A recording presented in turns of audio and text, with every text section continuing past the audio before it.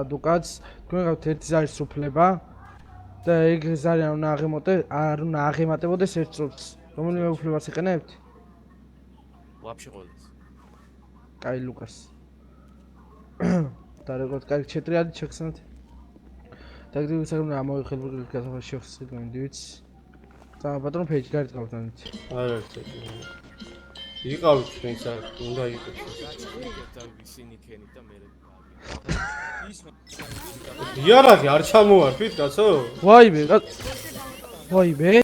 ვერ უნდა გაჩხლიკოთ და მე უნდა მოგხსნათ ხალხურკილები. ვაიმე.